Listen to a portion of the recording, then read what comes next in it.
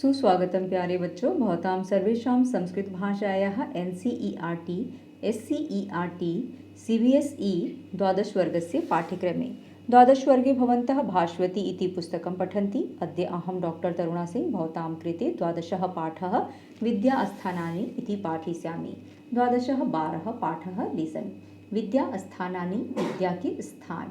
स्थानम शब्द का बहुवचन शब्द है स्थानानि। ये पाठ महाकवि राजशेखर के द्वारा रचित काव्य मीमांसा नामक पुस्तक से लिया गया है, जहाँ पर प्राचीन भारत में अध्ययन और अध्यापन किस तरह से कराया जाता था, किस तरह की विद्याओं का प्रयोग किया जाता था, उसके बारे में चर्चा किया गया है। तो यहाँ अत्र लिखितमस्ति। प्रस्तुत पाठ राजशेखर की काव्य मीमांसा से संग्रहित है। काव्य मीमांसा काव्यशास्त्र परंपरा में एक महत्वपूर्ण ग्रंथ है, जिसमें काव्यशास्त्र की विशेष व्याख्या के अतिरिक्त संस्कृत वाङ्मय की सुविस्तृत ज्ञान राशि का परिचय है, जो तत्कालीन भारत के अध्ययन अध्यापन के विशाल परिदृश्य को प्रकट करता है। इसमें चतुर्दश विद्याओं के विषय में चर्चा की गई है। उस जमाने में 14 प्रकार की विद्याएं हुआ करती थीं, ज्ञान के स्रोत हुआ करते थे, और शिक्षक लोग उन्हीं के अलग अलग स्वरूपों को पढ़ाया करते थे विद्यार्थियों को। यहाँ बताया गया है कि वाङ्मय के 2 भेद होते हैं, शास्त्र और काव्य। इस ग्रंथ के आरंभ में शास्त्र के भेद और उपभेदों की भी गणना की गई है। अस्तु अग्रे अस्ति एषः महाकवि राजशेखर अस्ति, जो महाराष्ट्र से थे और ब्राह्मण परिवार से थे, और इनका एक और नाम था आचार्य ययावर्यः। इन्होंने काव्य मीमांसा नामक पुस्तक की रचना की थी। वैसे तो इन्होंने 5 ग्रंथों की रचना की थी, उनमें से एक काव्य मीमांसा था, और जो हाँ, आप लोगों की पाठ्य पुस्तक विद्यास्थानानि,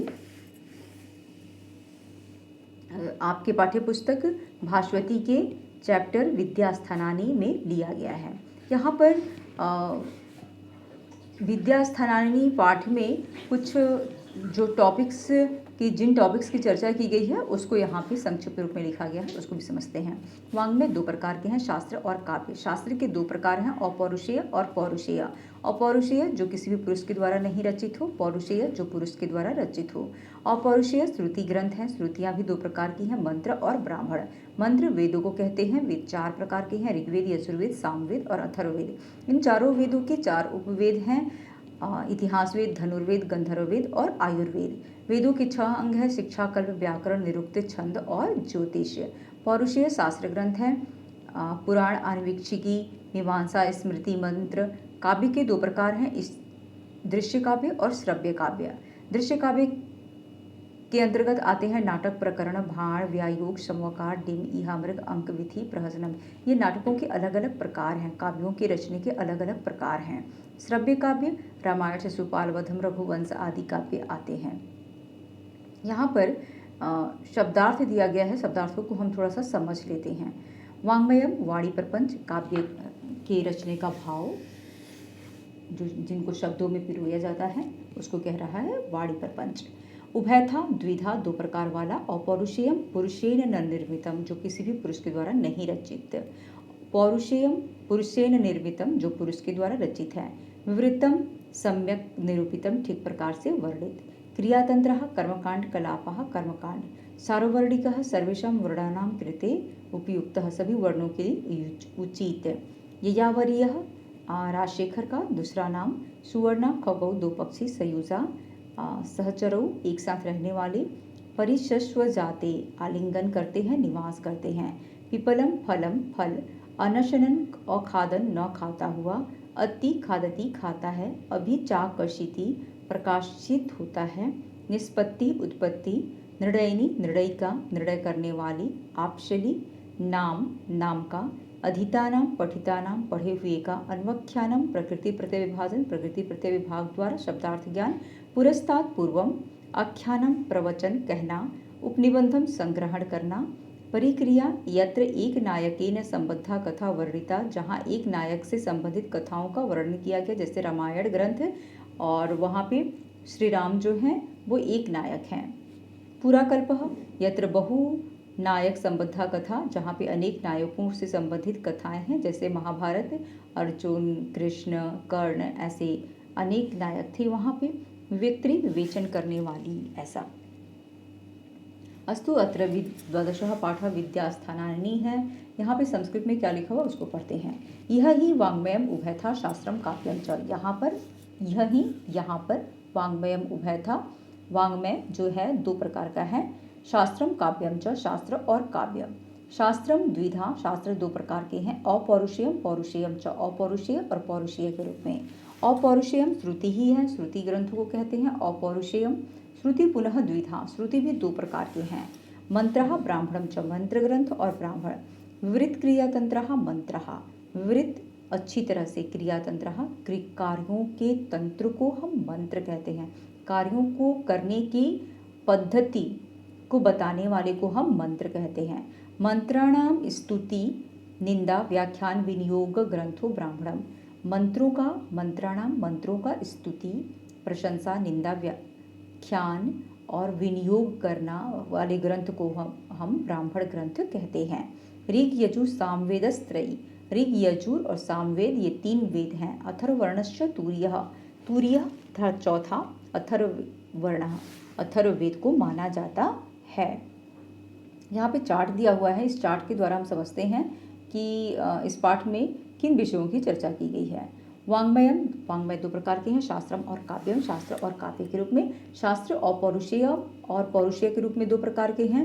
अपौरुषेय श्रुति ग्रंथों को कहते हैं, श्रुति ग्रंथ दो प्रकार के हैं, मंत्रः और ब्राह्मणम है ना। तो मंत्रः वेदों को कहते हैं, ऋग्वेद यजुर्वेद सामवेद अथर्ववेद। उसके बाद लाइन ड्रा नहीं है, इसका मतलब कि यहीं तक अपौरुषेय है। ब्राह्मणम शतपथ आदेय ब्राह्मणः, ऐसा शतपथ आदेय लिखा हुआ है। तो शतपथ आदेय लिखने का तात्पर्य यही है कि आदेय बोलने से और भी ब्राह्मण ग्रंथ हैं। शतपथ एक नाम दिया गया, शतपथ ब्राह्मण, और भी बहुत सारे ब्राह्मण ग्रंथ हैं। और इसके बाद यहाँ पे लाइन ड्रा नहीं हुआ है ऐसे, तो ये यहीं तक अपौरुषेय ग्रंथ आते हैं। इसके बाद का ये जो ग्रंथ आता है उपवेदः, ये जो आते हैं ये आचार्यों के द्वारा और ऋषि महर्षियों के द्वारा रचित हैं। उपवेदः चार हैं, इतिहास वेद, धनुर्वेद, गंधर्ववेद, आयुर्वेद। ये जैसे ऋग्वेद के लिए जो उपवेद रचा गया वो इतिहास वेद है, यजुर्वेद के लिए धनुर्वेद है, सामवेद के लिए गंधर्ववेद है, अथर्ववेद के लिए आयुर्वेद है। वेदांगानि 6 हैं, शिक्षा, कल्प, व्याकरण, निरुक्त, छंद और ज्योतिष। यहाँ पर अब आता है कि पौरुषेय ग्रंथ। पौरुषेय ग्रंथ कौन है? तो पौरुषेय भी 4 प्रकार के हैं, पुराणम, आन्वीक्षिकी, मीमांसा, स्मृति तंत्रम। ऐसा तो पुराण 18 प्रकार के जो पुराण है वो आन्वीक्षिकी शास्त्र को हम न्याय शास्त्र के रूप में जानते हैं, मीमांसा शास्त्र है, स्मृति तंत्र है। और यहाँ काव्य के बारे में बता रहा है कि दृश्य काव्य भी 2 प्रकार के हैं, दृश्य काव्य और श्रव्य काव्य। दृश्य काव्यों के अंतर्गत नाटकम, प्रकरणम, भाणः, व्यायोगः, समवकारः, डिमः, इहामृग, अंकः, वित्थि, प्रहसनम आदि आते हैं। दृश्य काव्य वस्तुतः नाटक हुआ करता है और ये नाटकों के अलग अलग प्रकार है। जैसे नाटक जो है अभिज्ञान शाकुंतलम नाटक है, उसका मंचन किया गया। प्रकरण जो ग्रंथ होता है वो पौराणिक कल्पित कथाओं का होता है। भाणः भी कल्पित कथाएं होती हैं, कल्पना की गई होती हैं। व्यायोगः पौराणिक कथाओं के आधार पर यानी प्राचीन कथाओं के आधार पर निर्मित काव्य होता है। समवकारः में देवी देवताओं और दैत्यों के साथ युद्ध की चर्चा होती है और उसी से संबंधित कथाएं होती हैं। डिमः जो है वो पौराणिक कथाओं के आधार पर होता है। यह मृगः मिश्रित कथाएं होती हैं। अंकः पौराणिक कथाओं के आधार पर रचे जाते हैं। वित्थि भी पौराणिक कथाओं के आधार पर रचे जाते हैं। और प्रहसनम जो है वो हास्य काव्य होता है। अब कहता है श्रव्य काव्य। श्रव्य काव्य वो वैसे काव्य होते हैं जो पुस्तकों में लिखे हुए होते हैं और जिसको कोई पढ़ रहा है और दूसरा सुन रहा है, या फिर आजकल रेडियो आदि के माध्यम से जो हम जिन कथाओं को सुनते हैं वो श्रव्य काव्य कहलाते हैं। प्राचीन काल में जो श्रव्य काव्य रचे गए वो महाभारत, शिशुपालवधम, रघुवंशम, मेघदूतम आदि रचनाएं की गई। अस्तु अग्रे गच्छामः। यहाँ पर इसी चीज़ के बारे में ऐसे बता रहा है जिसको हम समझते हैं। तत्र अर्थव्यवस्थित पादाः ऋचः, वहाँ पे अर्थों के अनुसार व्यवस्थित, मतलब जो छंद हैं वो अर्थों के अनुसार व्यवस्थित हुए थे, इसलिए वो ऋग्वेद के हैं। तत्र अर्थव्यवस्थित पादाः ऋचः। अर्थों के अनुसार व्यवस्थित छंद ऋचाएँ हैं। तह संगीतयः सामानि और वो संगीतबद्ध हैं वो सामवेद हैं। और छंदांसी और गीतानी यजुंसी, और छंदांसी जो छंद रहित हैं, और गीतानी और जो नहीं गाए जाते हैं, यजुंसी वो यजुर्वेद हैं। ऋचो यजुषी सामानि च अथर्ववर्णः त इमि चत्वारो वेदाः। ऋचो ऋग्वेद, यजुषी यजुर्वेद, सामानि सामवेद, च अथर्ववर्णः और चौथा अथर्ववेद, त इमि चत्वारो वेदाः वे ये चारों वेद हैं। इतिहास वेद, धनुर्वेद, गंधर्व वेद, आयुर्वेद च उपवेद। इतिहास वेद, धनुर्वेद, गंधर्व वेद और आयुर्वेद ये उपवेद हैं। वेद उपवेद आत्मा सार्ववर्णिक, वेदों को उपवेद का आत्मा कहा गया है। सार्ववर्णिक यह सभी वर्णों और जातियों के लिए है, पढ़ने योग्य। पंचमो गेय वेद इति द्रोहिणी, पांचवा भी एक वेद की कल्पना की गई जो गेय वेद कहलाया, और ये गेय वेद के रूप में महाभारत की कल्पना की गई कि पांचवा जो वेद है वो महाभारत है और वो गेय वेद के नाम से जाना जाता है। ऐसा द्रोहिणी आचार्य कहते हैं। सिर्फ एक ही आचार्य ने कहा, बाकी किसी ने नहीं कहा, इसलिए उनका नाम यहाँ पर उल्लिखित है। शिक्षा कल्प व्याकरण निरुक्तम छंदो विचिति ही ज्योतिषम च षड अंगानी इति आचार्यः। लेकिन सभी आचार्यों ने शिक्षा कल्प व्याकरण निरुक्त छंदो विचिति और ज्योतिष को 6 वेदों के 6 अंग के रूप में माना।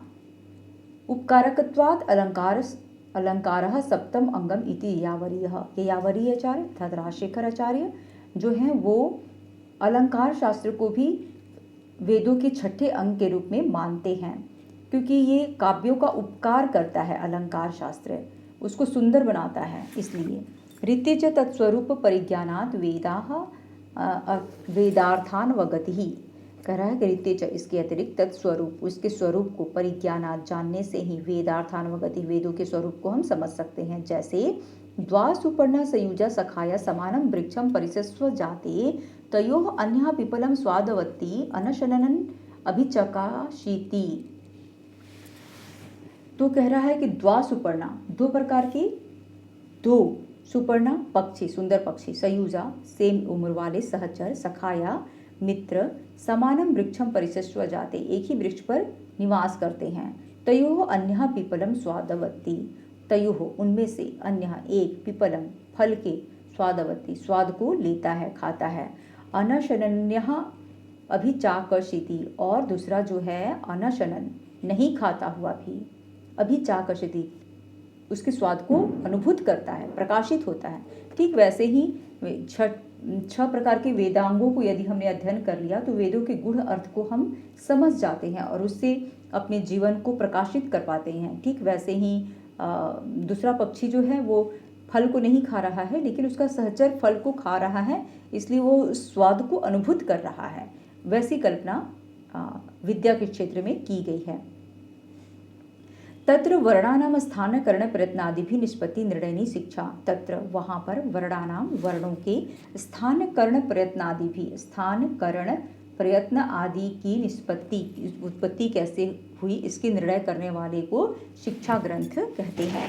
नाना शाखाधितानाम मंत्राणाम विनियोजकम सूत्रम कल्पः, कह रहा है कि नाना शाखा, नाना प्रकार के शाखा अधितानाम पढ़े हुए शाखाओं का, मंत्राणाम मंत्रों का, विनियोजकम संग्रह करने वाला सूत्र ही कल्प सूत्र है। और साच यजुर्वेद्या, और वह कल्प सूत्र जो है यजुर्विद्या से लिया गया है, यजुर्वेद से लिया गया है। शब्दानाम अन्वख्यानम व्याकरणम, शब्दों का प्रकृति और प्रत्यय बताना कि उनकी उत्पत्ति किस तरह से हुई है वो व्याकरण ग्रंथ में हुआ है। निर्वचनम निरुक्तम, और निर्वचन करना, वैदिक शब्दों का उत्पत्ति किस तरह से हुआ उसका विशिष्ट प्रकार से आख्यान करना, निर्वचन करना ही निरुक्त शास्त्र में बताया गया है। छंदसाम प्रतिपादित्री छंदो विचिति, छंदों के बारे में बताने वाले शास्त्र को छंदो विचिति कहते हैं। यथा ग्रह गणितम ज्योतिषम, और ग्रहों की गणना करने वाले शास्त्र को ज्योतिष शास्त्र कहते हैं। पौरुषेयम तु पुराणम, पौरुषेय शास्त्र तो पुराण शास्त्र है। आन्वीक्षिकी मीमांसा स्मृति तंत्रम इति चत्वारि शास्त्राणि, मतलब पुराण, आन्वीक्षिकी, मीमांसा, स्मृति तंत्र, ये 4 शास्त्र हैं। तत्र वेदाख्यान उपनिबंधम न प्रायः पुराणम अष्टादशधा, तत्र वहाँ पर वेद आख्यान उपनिबंधम वेदों के आख्यान के बारे में संग्रह किए जाने के कारण प्रायः पुराण जो हैं वो 18 प्रकार के हैं। वेदों के बारे में बताए, वेदों के जो वेदों में वेद आख्यान कह रहा है, वेदों में जो कथाएं वर्णित हैं उसको ही बताए जाने के कारण पुराण जो है 18 प्रकार के हैं। यदाहु जैसा कि कहा गया है कि सर्गः प्रति संहारः कल्पः मनवंतराणि वंशविधि जगतो यत्र निबंधम तद विगेयम पुराणम इति। सर्ग प्रतिहार कल्प मनवंतर के रूप में जगत का वंश विधि यत्र निबंधम जहाँ पर वर्णित किया गया है तद विगेयम उसी के बारे में जानना पुराणम इति पुराण कहा गया है। पुराण प्रभेद एवं इतिहासः इति एके। पुराण के प्रभेद को ही हम इतिहास की भी किसी कवि ने इतिहास के रूप में कल्पना की गई है। स च द्विधा, वो भी 2 प्रकार की है। परिक्रिया पुराकल्पाभ्याम, परिक्रिया और पुराकल्प के रूप में। यदाहु जैसा कि बताया गया है इस श्लोक में कि परिक्रिया पुराकल्प इतिहास गति द्विधा स्याद एक नायका पूर्वा द्वितीया बहुनायका। परिक्रिया पुराकल्प इतिहास के रूप में 2 प्रकार का कल्पना किया गया है कि इतिहास ग्रंथ परिक्रिया और पुराकल्प के रूप में 2 प्रकार के हैं। और शाद एक नायका पूर्वा, उनमें से पहली जो है परिक्रिया जो है एक नायक वाली है, और द्वितीय बहुनायका, और द्वितीय पुराकल्प ग्रंथ जो है वो बहुत सारे नायकों वाली है। तत्र रामायण महाभारतम च उदाहरण, यहाँ पे रामायण और महाभारत का भी उदाहरण दिया गया है। निगम वाक्यानां न्याय ही शास्त्र ही सहस्र विवेक्त्री मीमांसा सा च द्विधा विधि विवेचनी ब्रह्म निर्दर्शनी च।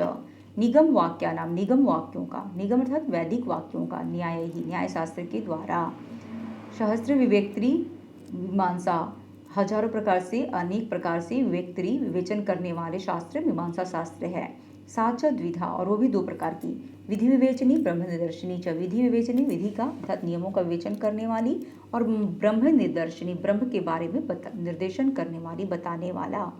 अष्टादशैव श्रुति अर्थ स्मरणात् स्मृतयः, अष्टादशैव 18 प्रकार के श्रुति अर्थ, श्रुति के अर्थों को स्मरणात् स्मरण किए जाने के कारण स्मृतियाँ भी 18 प्रकार की हैं। 18 प्रकार के पुराण भी हैं, 18 प्रकार की स्मृति ग्रंथ भी हैं। तानी इमानी, उनमें से, और वे सब ही 14 विद्यास्थानानि, 14 प्रकार के मेन विद्या स्थान हैं। ठीक है। यदुत, जैसा कि बताया गया, वेदश्चत्वार 4 प्रकार के वेद हैं, षडंगानि 6 प्रकार के अंग हैं, चत्वारि शास्त्राणि 4 प्रकार के शास्त्र हैं। तो चारों वेदों के अंतर्गत ऋग यजुर सामवेद अथर्ववेद आता है। ऋग्वेद सबसे प्राचीन वेद है और अथर्ववेद जो है सबसे अर्वाचीन वेद है। अर्वाचीन आधुनिक वेद को कहते हैं। और वेदों के 6 अंग हैं, शिक्षाकल्प, व्याकरण, निरुक्त, छंद, ज्योतिष। और शास्त्र 4 प्रकार के हैं। पुराणों की काउंटिंग यदि हम करें तो 18 प्रकार के पुराण हैं। आन्वीक्षिकी शास्त्र भी है, अर्थात न्याय शास्त्र, मीमांसा शास्त्र है, और स्मृति तंत्र है। स्मृति तंत्र भी 18 प्रकार के हैं, ऐसा बताया गया है। तो इस तरह से अनेक प्रकार की विद्याओं का अध्ययन प्राचीन भारत में आचार्य लोग अपने शिष्यों को कराया करते थे। और अस्तु यहाँ पर अत्र इदानीं पाठः समाप्तः। अत्र योग्यता विस्तारः दत्तः अस्ति, तदपि पठामः। अयं पाठः काव्यमीमांसायाः संगृहीतः। यह पाठ काव्यमीमांसा से लिया गया है। अस्मिन् पाठे अष्टादश काव्य विद्यायाः वर्णनम अस्ति। अस्मिन् पाठे, इस पाठ में 18 प्रकार के काव्य विद्याओं का वर्णनम अस्ति, वर्णन दिया है। यथा शास्त्र संग्रहः, शास्त्र निर्देशः, काव्य पुरुषोत्पत्ति, पदवाक्य विवेकः, पाठ प्रतिष्ठा, अर्थानुशासनम, वाक्य विधयः, कवि विशेषः, कविचर्या, राजचर्या, काक प्रकारः, शब्दार्थ हरण उपायः, कवि समयः, देश काल विभागः, भुवन कोशः, कवि रहस्यम, प्रथमाधिकरणम। इस प्रकार से 18 प्रकार के हैं। अस्तु एषः पाठः समाप्तः। अग्रिम वीडियो मध्ये अस्य पाठस्य प्रश्नोत्तराणाम् अभ्यासं करिष्यामि। तावत्पर्यन्तं भवन्तः द्वित्रिवारं वीडियो पश्यन्तु, अर्थम् अवगच्छन्तु। सर्वेभ्यः नमस्कारः, धन्यवादः, आभारश्च। जयतु संस्कृतं, जयतु भारतम्।